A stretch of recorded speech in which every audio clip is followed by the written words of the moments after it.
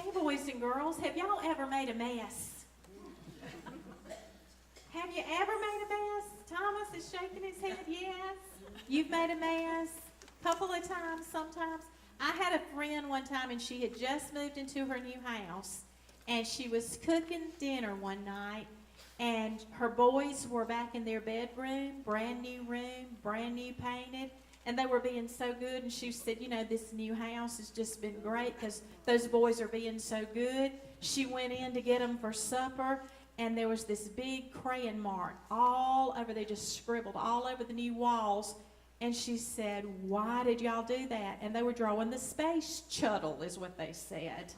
They had drawn it all over. Well, boys and girls, I found something that'll get marks off, and it's called Mr. Eraser. Have y'all ever heard of the Mr. Eraser by Mr. Clean?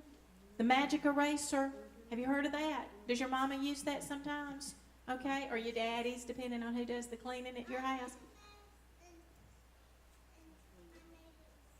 You made a mess one time, Liv. Okay, well that happens sometimes. We all make messes.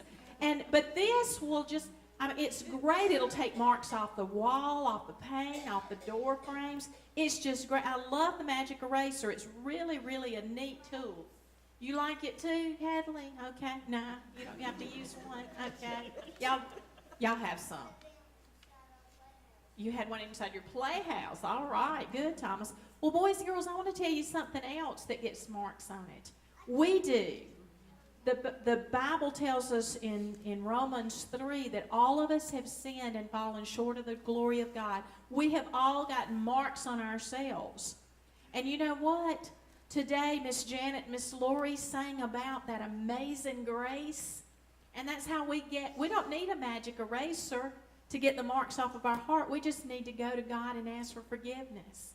And that amazing grace that God has He takes all of those marks off of our lives. If we ask for forgiveness, He takes that sin that we have in our life, if we ask Him for forgiveness, and He puts it behind His back, and no matter which way He turns, that sin is behind Him. That sin is gone because of the amazing grace of our God.